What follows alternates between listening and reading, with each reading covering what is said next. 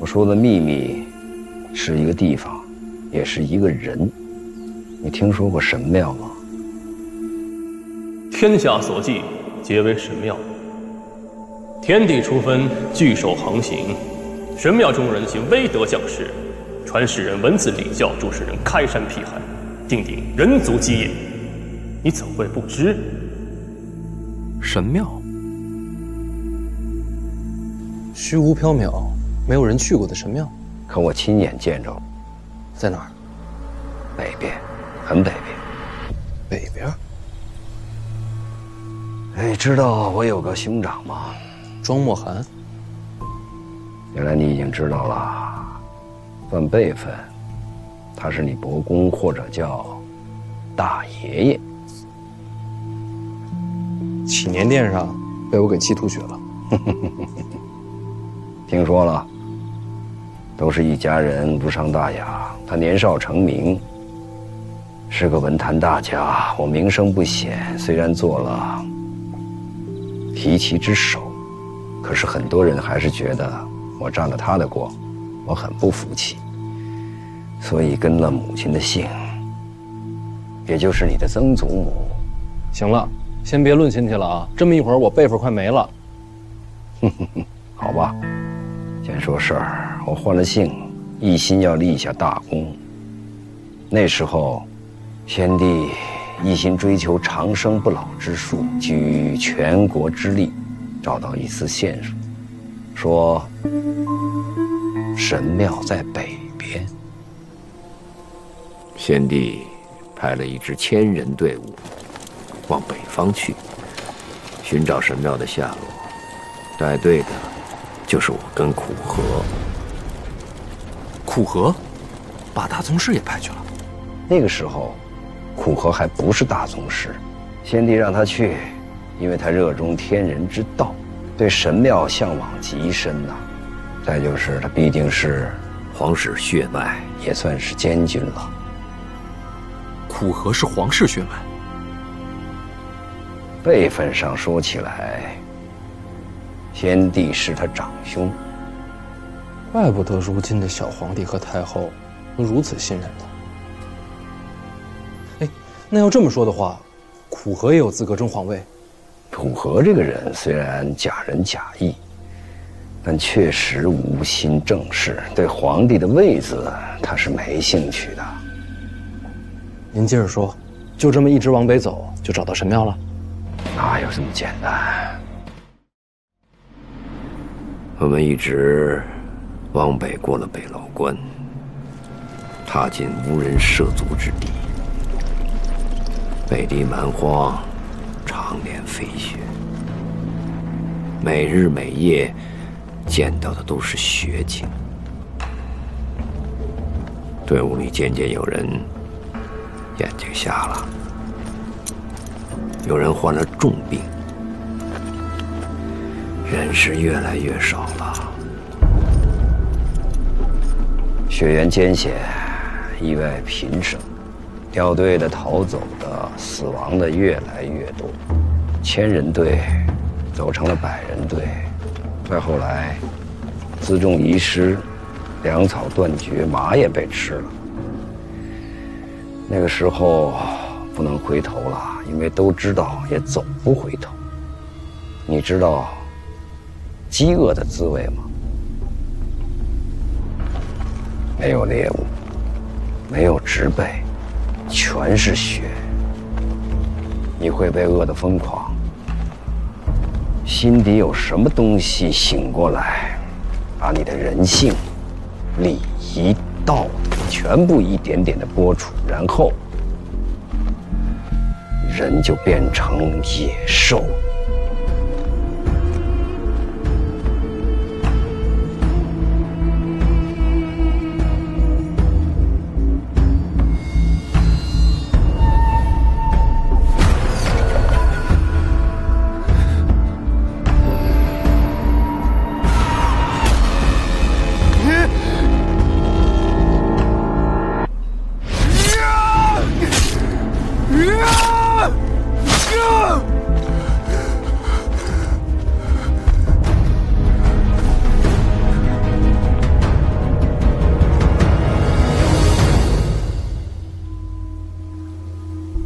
绝望过吗？很好。我希望这一辈子你都不要有这样的经历啊。最后只剩下了我跟苦荷2个活人，按理说我们是有一个结局，互相残杀。然而在这个时候，我们见到了天怒。或许是神庙知道凡人试图找到他们，因此震怒；也或许是在惩罚我们所犯下的罪行。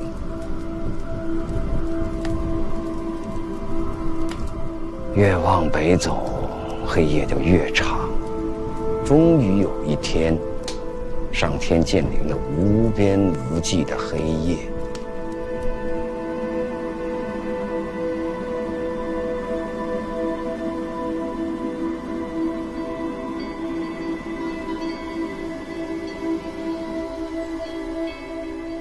那叫极夜。为什么这么叫？谁起的名字？啊，我随便说的。你接着说，遇到极夜在之后呢？苦荷在向上天祷告，我也跟着在做。后来在雪地底下，我们找到了绿藻，很苦，但总算无毒。就这样每天在黑暗中煎熬，不知过了多久，眼看生命到了尽头。就在我们快撑不下去的时候，天终于亮了。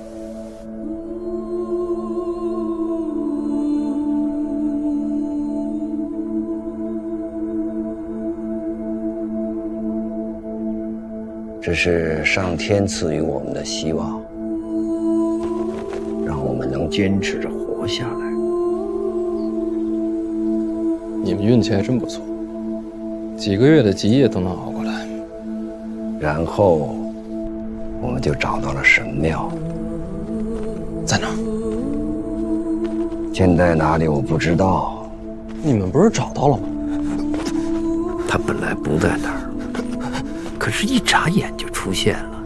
我到现在都不明白，他怎么出现的，也不知道神庙究竟是什么。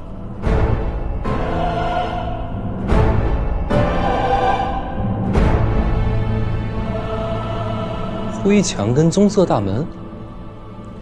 我大齐供奉的神庙建筑便是这个颜色，和南庆的确实不同。也就是说，庆国建的是错的，北齐的才是正确的。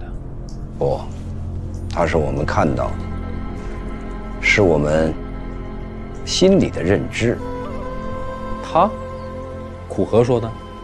不是苦荷。你刚才不是说千人队只剩你们2个吗？怎么又多出一个他？不急，你听我说下去。好，你先说。找到了神庙，进去之后见到什么了？进去。进不去的。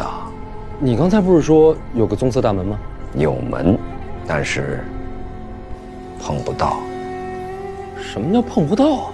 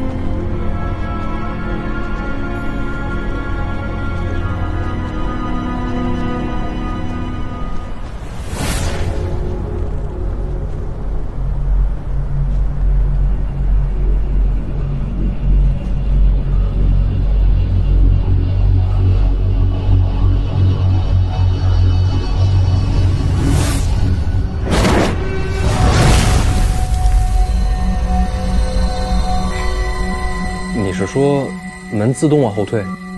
也不是往后退，这个感觉怎么说呢？就像那扇门本来在这里，当我伸手时，它就自然而然地到了另一个位置。不管我怎么往前冲，就是只差那么一点点，一点点，又好像隔了整个世界，永远触碰不到。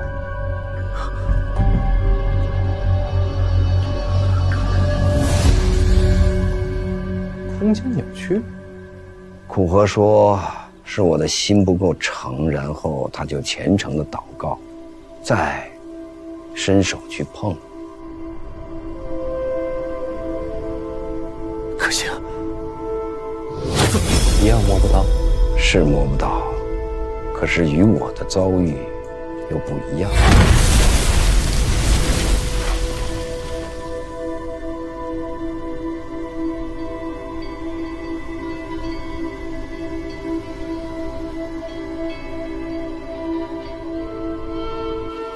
全息影像？什么？就是一种光影错觉，看着真实，其实不存在。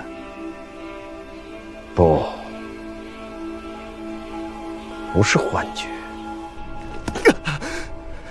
这不是幻觉呀！怎么会是这个样子啊？我们想了很多办法，就是无法触到那扇门。我摸，触不到；他摸，神庙就消失了。翻墙呢？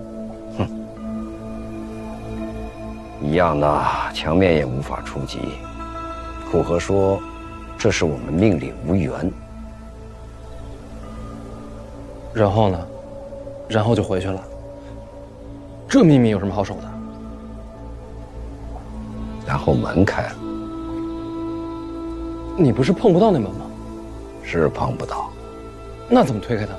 是从里面开的。里面有人打开。所以我才说，我的秘密是一个地方，也是一个人。这地方就是神庙，而这个人就是神庙里的仙女。是个女的。后来，她也来到了人间，她的名字叫做叶青梅。不知道你听说过没有？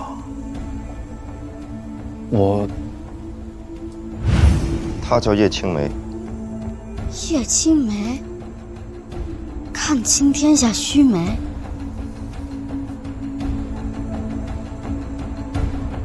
世上没有规矩能锁住她，她永远能做出别人想不到的举动来。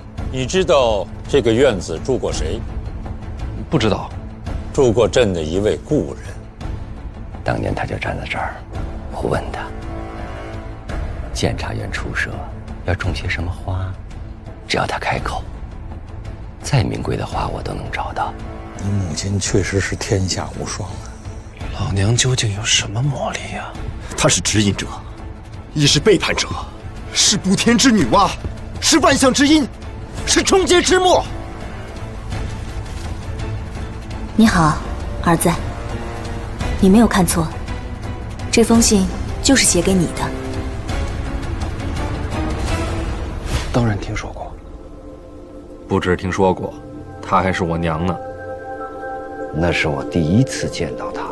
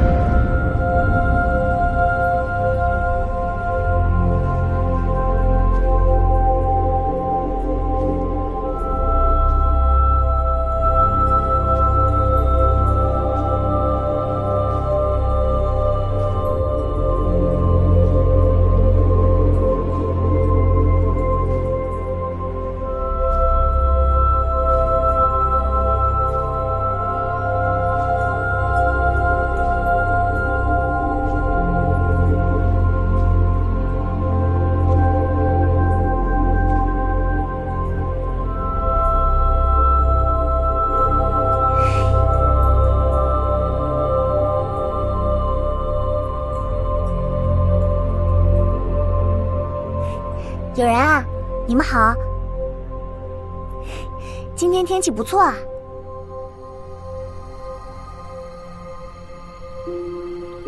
有什么不对吗？我已经换了符合现在文明的衣着打扮了呀。请问你们二位是不是傻的？好直接的问法。我们也好一会儿才反应过来，神庙里居然真的有仙女出现，苦荷立即就跪拜。啊！可我还是犹豫了。跪拜能有什么好处？不然他怎么会成为大宗师呢？是我娘，跟这也有关系？你贵姓啊？我们都不认识，你这是磕什么头啊？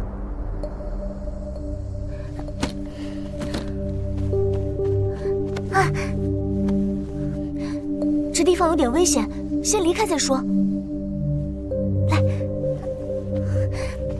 你再这样磕下去，都磕成脑震荡了。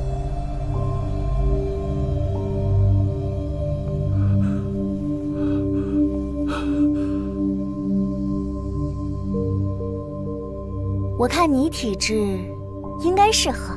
等一下。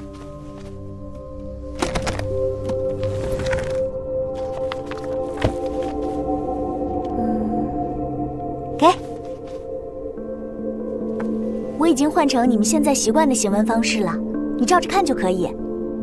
秘籍？某种意义来说算是吧。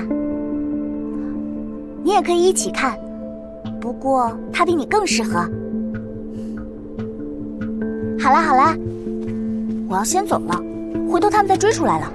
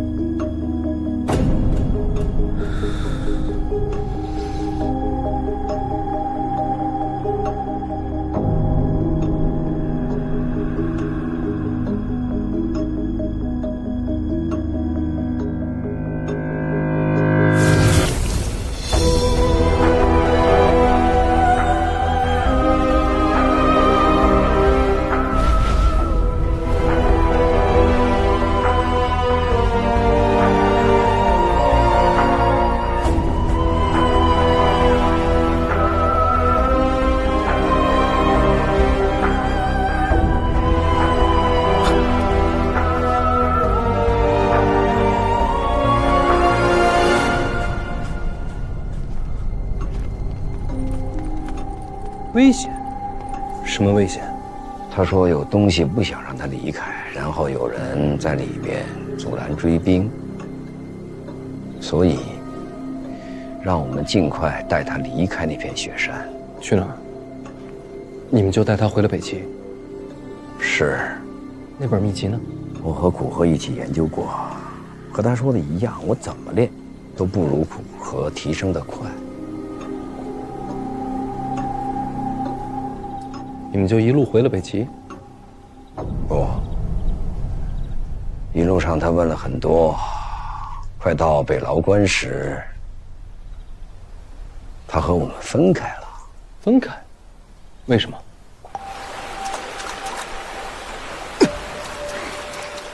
我也要玩。你也玩？嗯。给。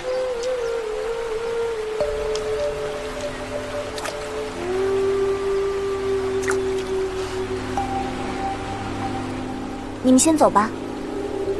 那你呢？有东西跟着我朋友啦，我得去帮他。我等愿意相助。不行，以你们现在的状态，存活率不到1成，基本上就是必死了。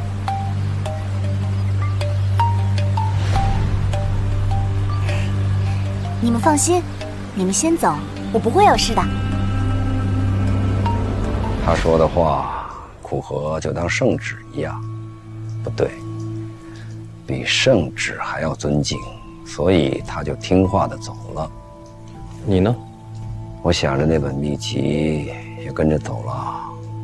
再说神庙中的人都害怕麻烦，我还是有自知之明的，不敢插手。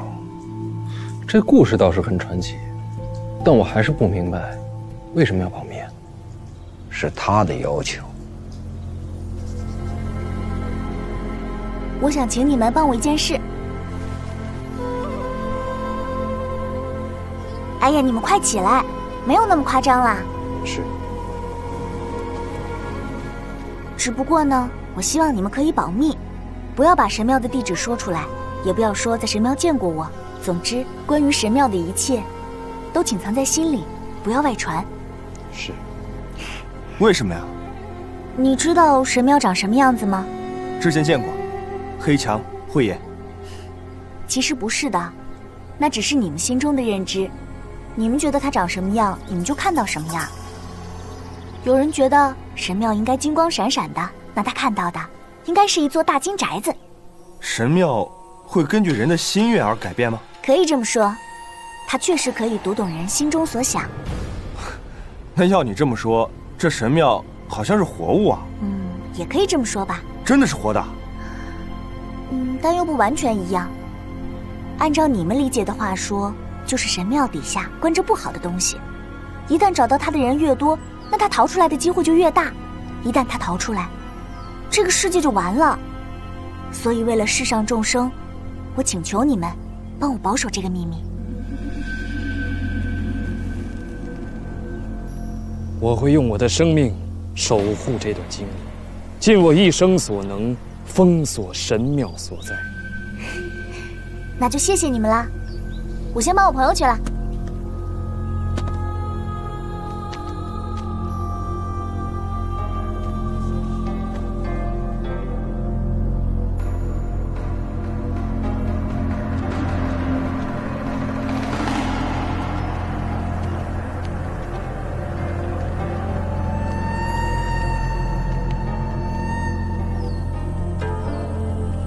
这本秘籍，你可不能自己一个人独吞。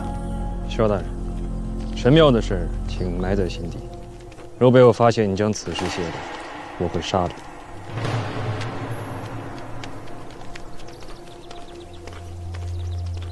从那以后，我就再也没见过叶青梅。果然，老娘确实是神庙出来的，她的朋友应该就是五竹叔。可是追出来的是谁？或者说是什么？神庙底下的秘密到底会是什么？按心意改变模样，读心术吗？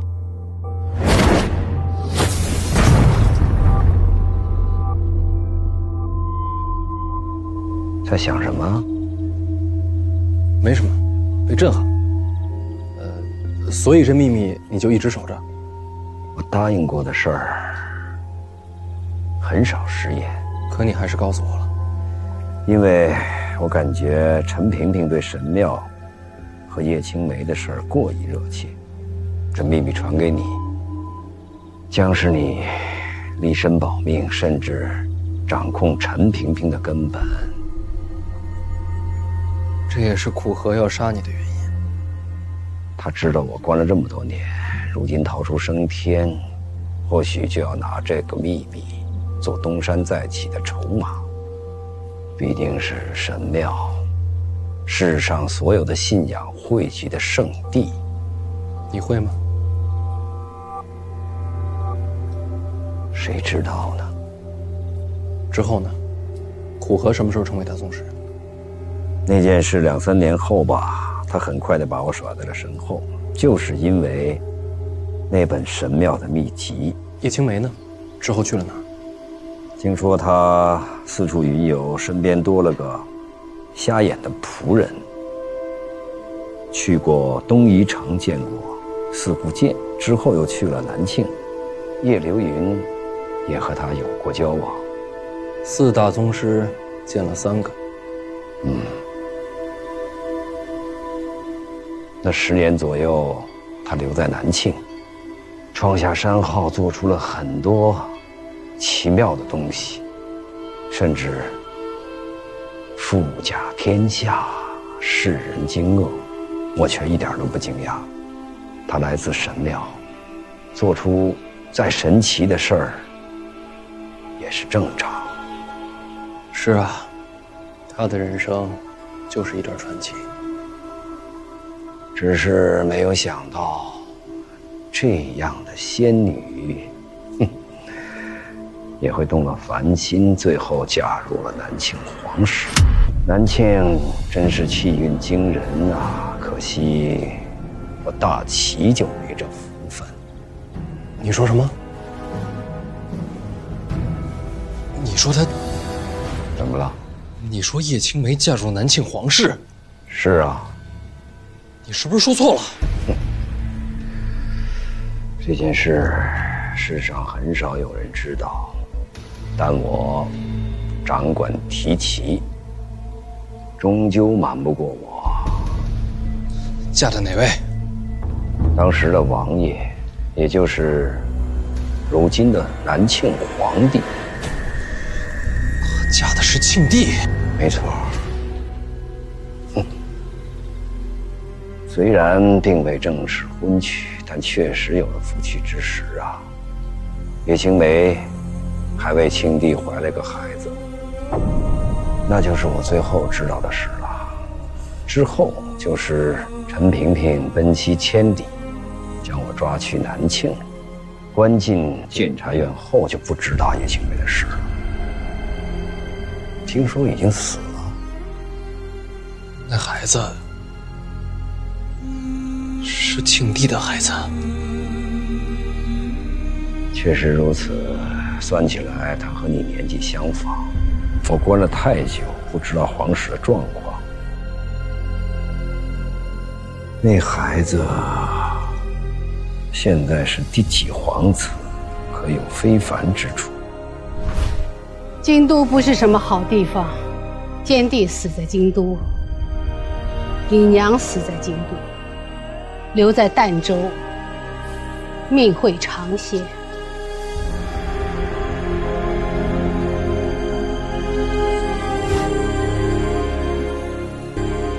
我娘死在京都了，杀她的人还在吗？我不知道。宫中有旨，召你入宫。原来如此，这才是陈萍萍和范建隐瞒的真相，这才是多年不让我入京的原因所在。我不是范家子弟，我是庆帝的儿子，我是皇子，我的身体里流着的是他的血脉。朕有些累了，先歇息了。你们兄弟三人吃吧。不想就不跪。在这儿跟宫里不一样，宫里是君臣，在这儿有何不同？你活着回来。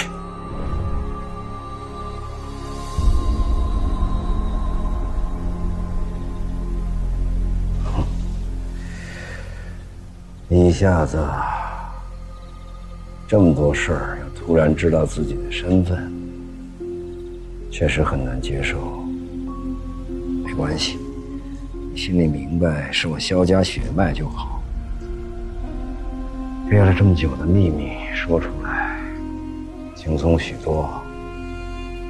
只是接下来这担子要放在你的身上了。您还是少说些话吧。都要死了，有什么区别啊？纵你这么横案，关了这么多年，不喜欢。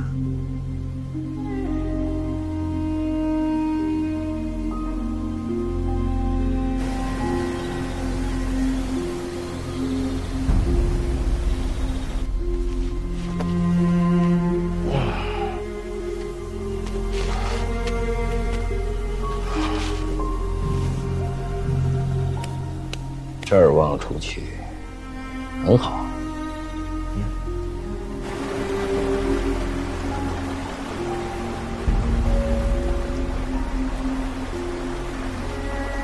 千万别让顾河知道我跟你说了这些。我知道，不然他要杀的就是我了。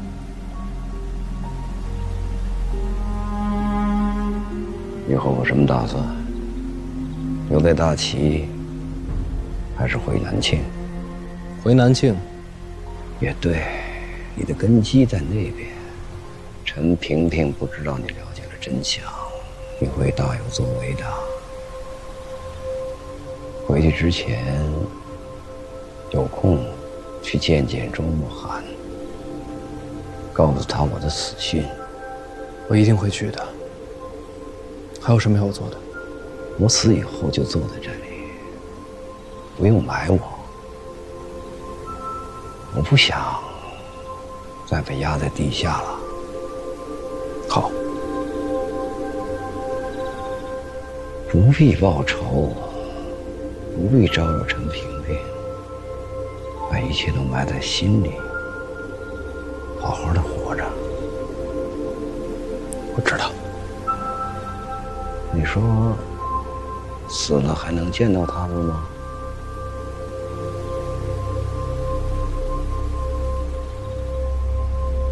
见到谁呀？叶青梅，你的儿子。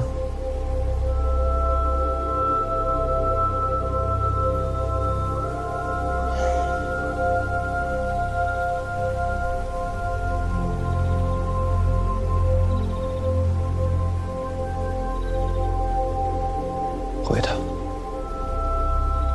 会见到的。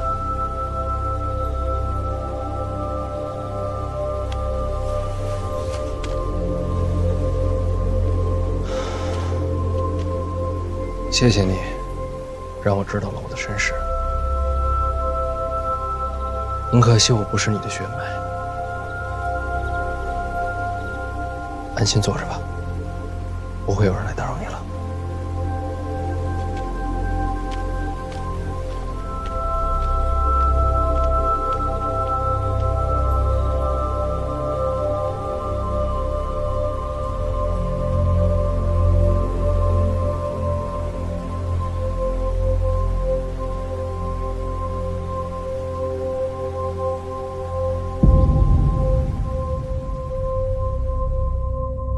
原来是为了神庙。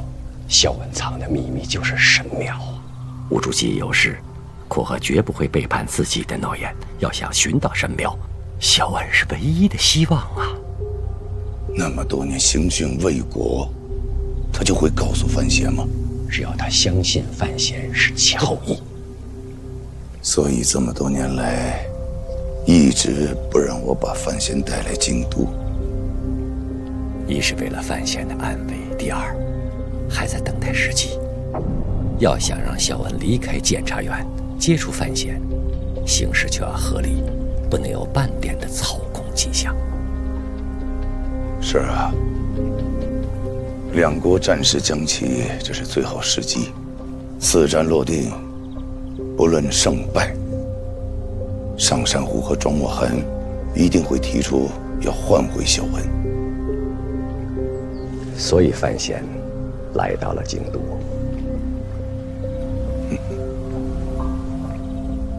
难怪你那个时候故意离京，我还以为是我找到时机把范闲叫来京都，其实都是你的安排。时机是陛下选的，儋州暗杀也是陛下布局。暗杀是李云瑞所起，我只不过是顺水推舟。如果暗杀成了呢？你想过没有？暗杀是6处的事情，为什么偏偏落在4处滕子京的手里？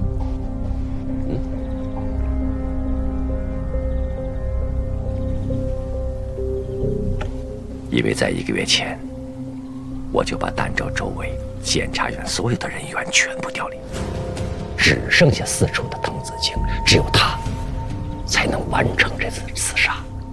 他也是你早就选好的人。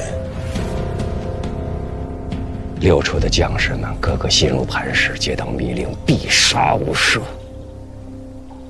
不管范闲说什么，他们都不会解释。愿留下一心敢违抗上令的寥寥数人。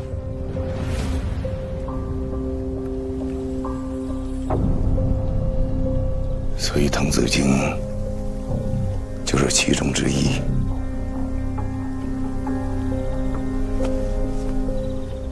滕子京是陛下挑准的。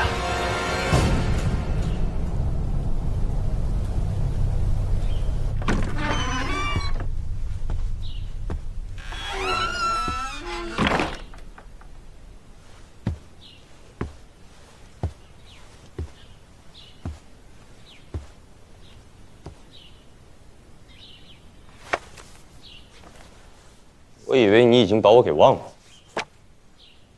在看什么？北齐的话本杂书。我想我已经在这儿了，就多了解一下这里的风俗习惯吧。你跟以前不一样了。你找我有何事啊？是有事儿要让你做，不过在那之前，我想问你一个问题：你还记得滕子京吗？牛栏街那个被杀死的护卫，他曾跟你有过过节。你在路上被行人泼脏，府里家丁出手报复。是有这么回事儿。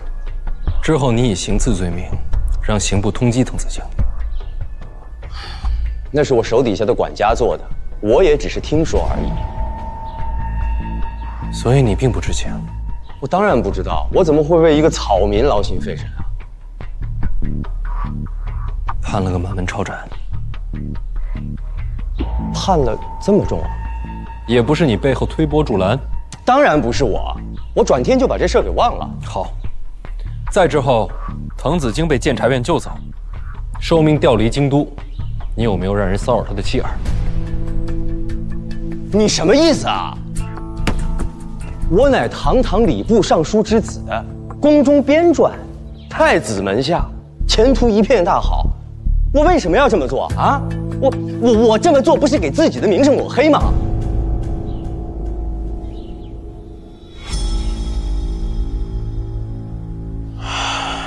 不是你，当然不是我，鸡毛蒜皮的小事，教训一下就完了，何至于毁家灭族？你当我们郭家都没有家教的是吧？所以才会这么巧，偏偏让我在那个时候来到京都。什么？这一切都算计好了，就是为了让我跟萧恩见面。萧恩？萧恩他不是转交北齐了吗？我相信你没有骗我，滕子京也不会说谎，所以这一切都是监察院的手段。你在说什么啊？萧恩和滕子京是什么关系啊？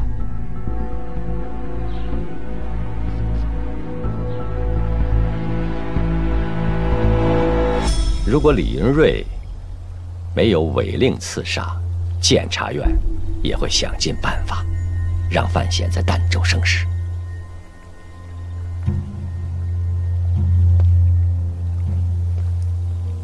所有的人都在你的棋局里，每个人都只是棋子而已。不是我的棋局，这盘棋陛下才是棋手。就算是为了神庙，就值得用范闲的命去冒险吗？你不是不知道啊，小姐当年有多少秘密，那些秘密，那些奇思妙想，都来自于神庙。神庙里藏着超越这个时代的资源和奇物。只要拥有了神庙，庆国就可以凌驾诸侯，成为天下中心。为了庆国，任何的冒险都值得。是啊，一切为了庆国。可为了庆国，就算儿子也是棋子。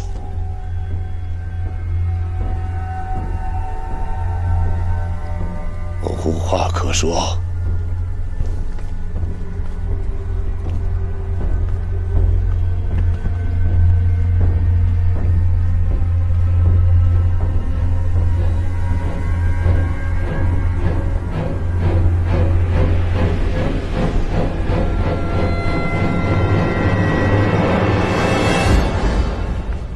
这个老东西。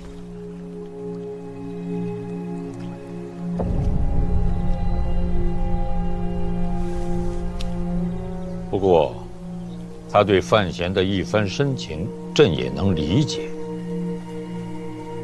早晨起来，做了个噩梦，也记不清梦见什么了，就是突然惊醒了。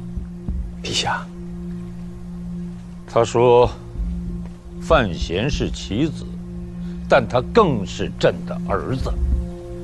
是，陛下的所作所为都是为了秦国，朕所知的。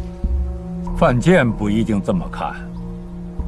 他确实把范闲当做了子侄，有怨气，会想明白的。你不是也把范闲当作子侄吗？是。可是朕命你把黑棋撤走，让他陷入绝境，你可没有犹豫啊。臣知道自己是谁。你是谁呀？陈萍萍啊，陛下身边的一条老狗。我这般残躯还能统领监察院，都是陛下信重。我是把他当做子侄，但是我唯一忠心的，就是陛下呀。陛下有令，别说子侄，就是我的性命，也可以谈笑且吃。朕听清了，举国上下千万子民，最忠诚朕的就你一个人了。臣知道，臣明白。时辰不早了，朕要回宫了。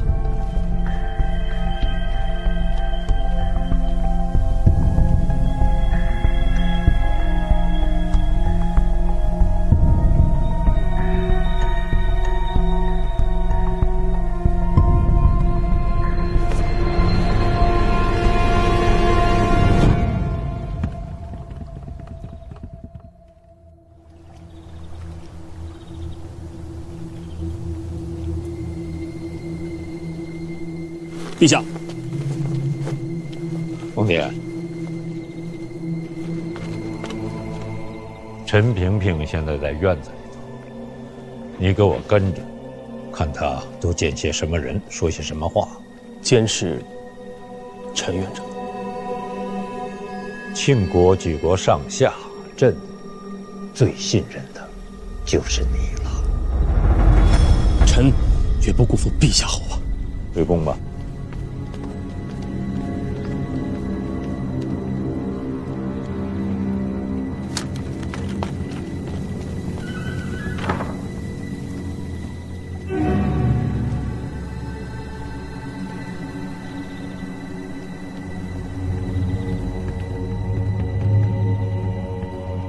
范建，问题太多不是好事。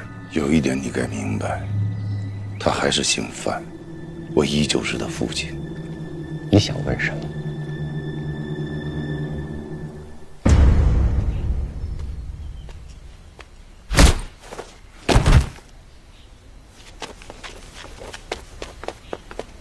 大人，您可回来了，怎么样？没事吧？严冰云可有举动？没有，一直安静留在屋里。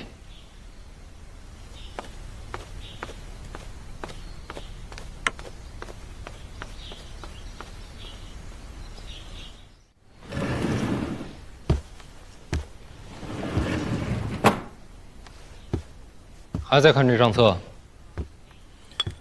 沈仲死了？没有，我骗了你。这次行动目标不是沈仲，而是上山虎。为什么骗我？我想知道，当沈仲入局，你会不会有其他的举动？你觉得我有可能通敌？就像你怀疑我一样，我也想知道，仅因为这么久的酷刑，有没有让你屈服，把你变成沈仲的眼线？很好，你不生气？你能有这样的心思，才不愧对于监察院提司的身份。你能怀疑一切，我很满意。接下来我们要做的，就是从沈仲的嘴里问出这账本背后的秘密，查出这笔走私究竟送到了谁的手里。这件事我可以帮你查，但是你也得帮我。帮你什么？还没想好。不如先从一件小事谈起。什么？你了解陈萍萍吧？没有人可以真正的了解院长。陈萍萍如果说一个谎言，会有几分真，几分假。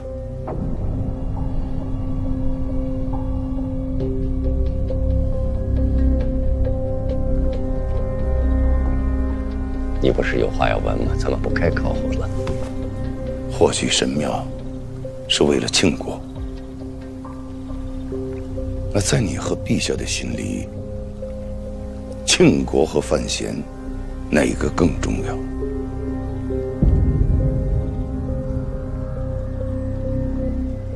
这怎么能比较？非要二选一，你们会选庆国还是范闲？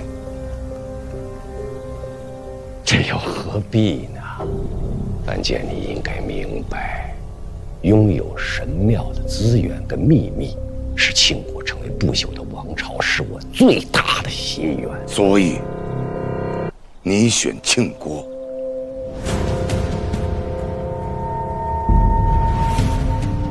为什么不能两全其美呢？可我觉得，总有一天会有这样的选择的。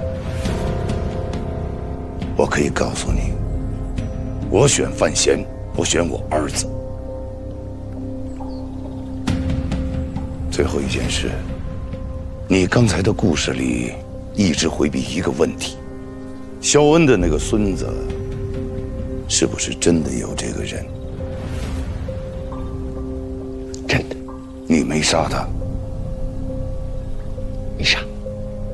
在这件事情上，我没有对肖恩撒谎，我确实把他的孙子培养成了庆国人，培养成了一个对北齐恨之入骨的战士。他在监察院内吗？好手段啊，陈萍萍。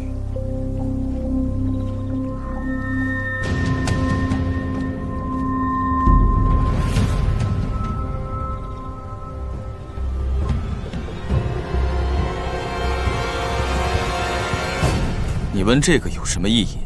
监察院里有多少人跟我同龄？你问这个干什么？放心，不会对庆国不利。有很多，无法计算。像我和你也是同龄。监察院向来从小培养心腹，所以我真的不太清楚到底有多少。你说什么？你跟我也是同龄？对啊，有什么问题？你见过你的生母没有？这又算什么问题？就当成是我的好奇。家母在生我时便过世了，从未有缘见到。你跟令尊相处得多吗？我父亲对我很严格，从小便把我交给别人抚养。虽然见得不多，但也是为了我好。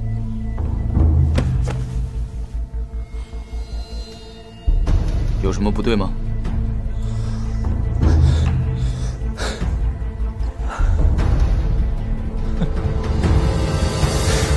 所以这一切都在他预料之中。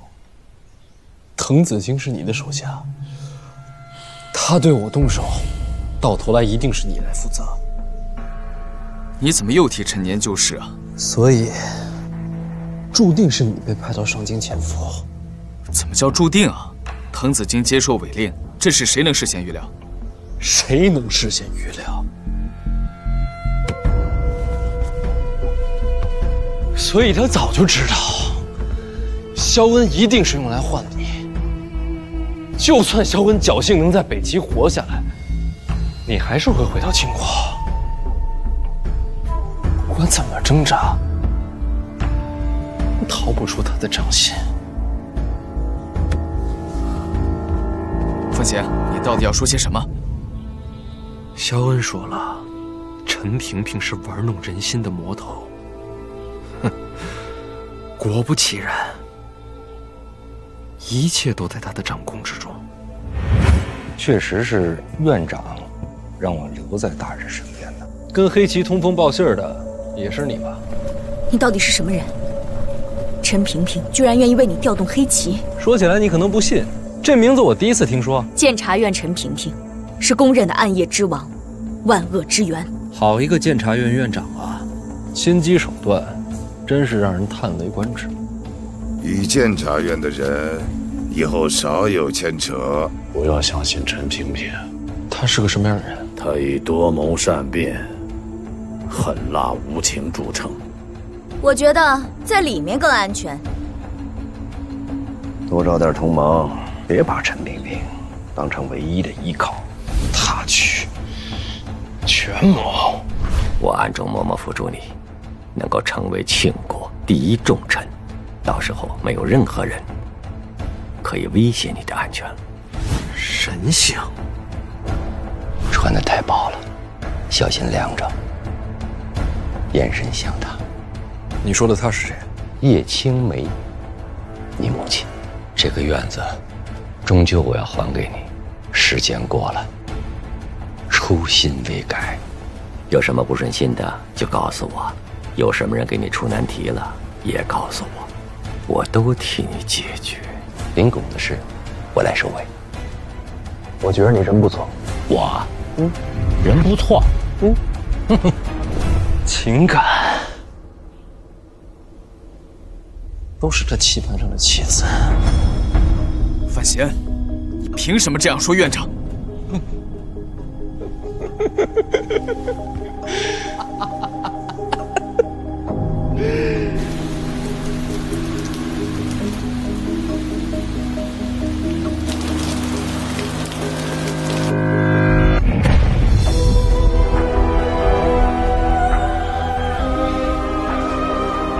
陈萍萍，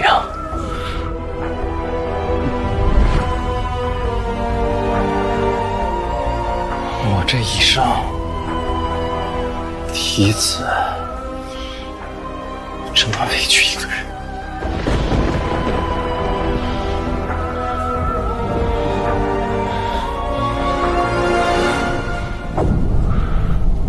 陛下，您这几天不在，宫里人都丢了魂儿，就跟没了主心骨似的。陛下，公统领到。去。陛下，下去吧。怎么样？禀告陛下，陈院长在离开太平别院时，遇到了范尚书。陈院长怎么说？陈院长对范尚书说，要让庆国成为不朽的王朝。不朽的王朝。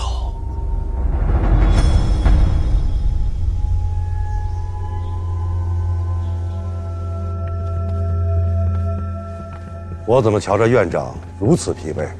与人谈心。谈心？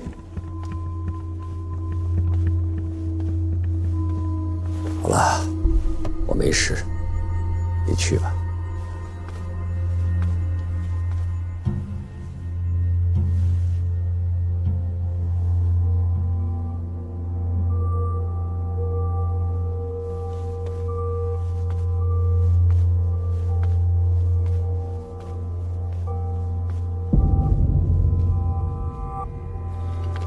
站着。臣在。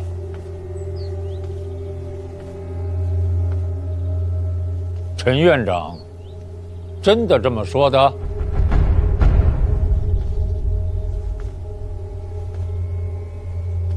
臣字字铭记，不敢有半句谎言。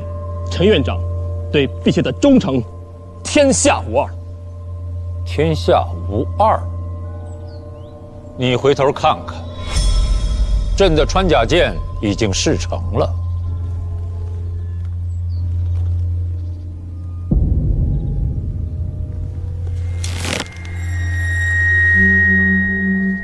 你还想说什么？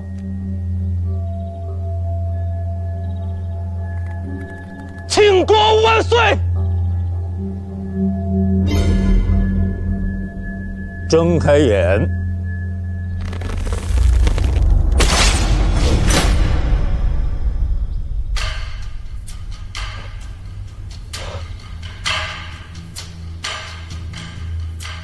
为什么不躲？陛下没有下令。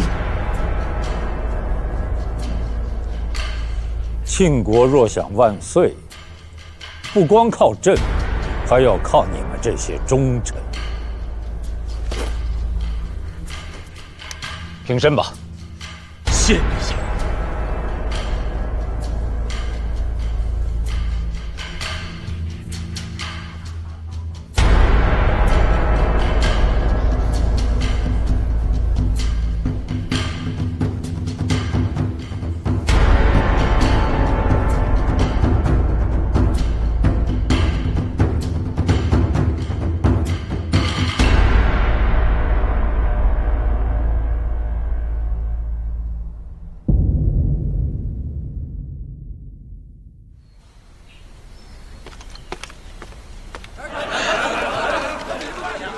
今天散了吧，别走了。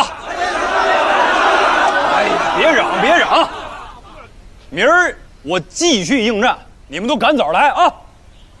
散了吧，散了吧，散了吧，散了吧。明儿再来。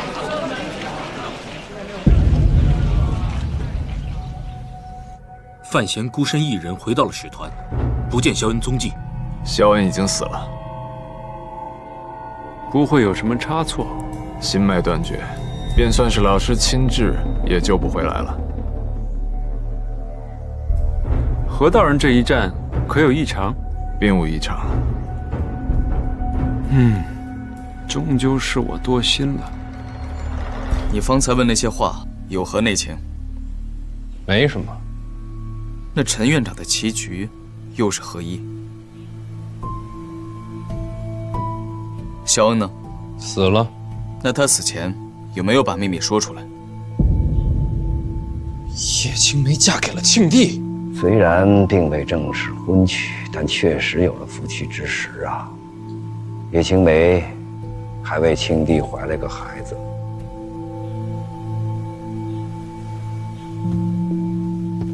你觉着是做臣子好些，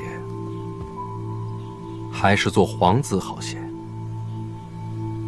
你这又是什么古怪疑问？太子跟老二相互争斗，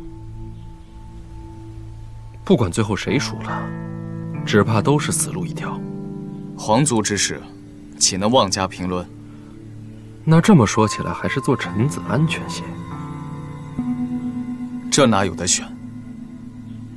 对，血脉传承选不了的。终归都是注定好的。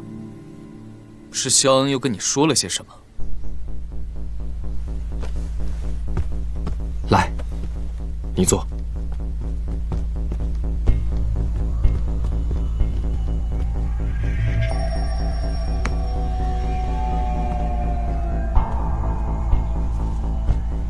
监察院一处主办诸葛投靠李云瑞，出卖监察院，已经死了。我听说了。一处主办的位置现在还空着，你想坐上去？不是我，是你。我资历不足，查出走私真相之后就差不多了。回京都之后，我会动用一切力量助你上位。你这是在收买我？我跟你说了，要你帮我。你想在院内结党营私？结党却是为公。监察院大权一直在陈萍萍一个人手里，不是什么好事。萧炎公子。不是为了庆国什么都可以做吗？跟我联手分权制衡，便是报国之路。你真是疯了不成？我从未如此清醒过。你觉得我会答应你吗？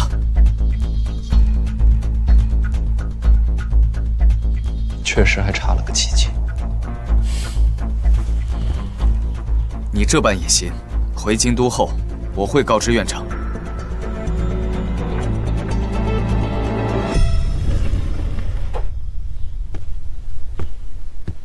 大人，门外有个女人说要见小严公子。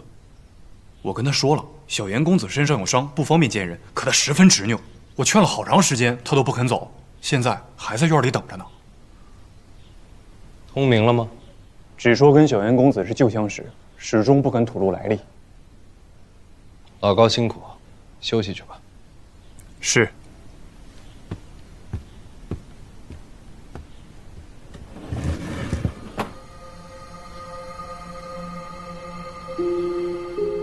看你这样子，是打算避而不见了？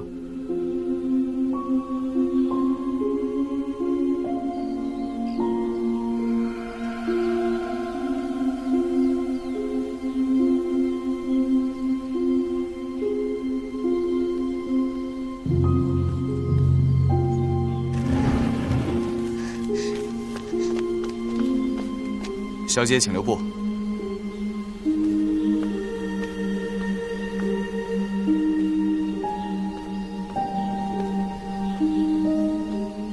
你还好吗？你伤得不轻，其实我进去见你就好，你不用出来的。哦，对了，这些都是补血疗伤的药，还有风寒灵，内敷外敷上面都写得很清楚了，你先拿着。哎呀，拿着呢。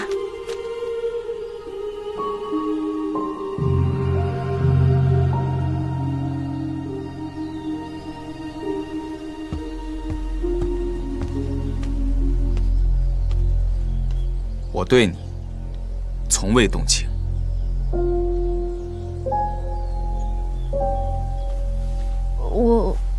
我知道的，你都跟我说过了。之前与我相识，是为了借我的身份探取军情而已。那你还来干什么？总还是担心你的伤势。你我终究是相识一场。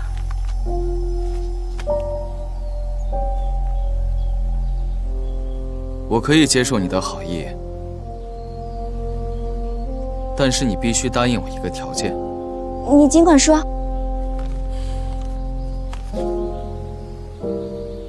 把你哥的人头送来。你若能大义灭亲，我保证还能像之前一样跟你谈心。你若是想和我亲近，也未尝不可。你若是不忍心下刀，我这里有毒药，下在你哥的茶水里面，让他喝下去。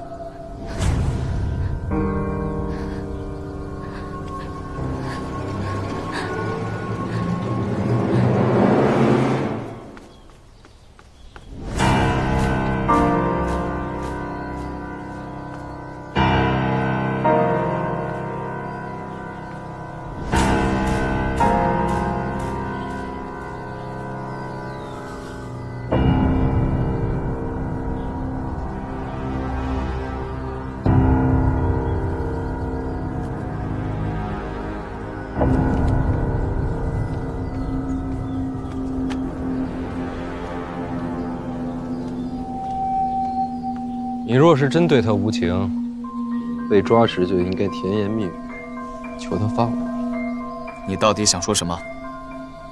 我觉得你心里还是给他留了位置。监察院的人哪里还有心呢？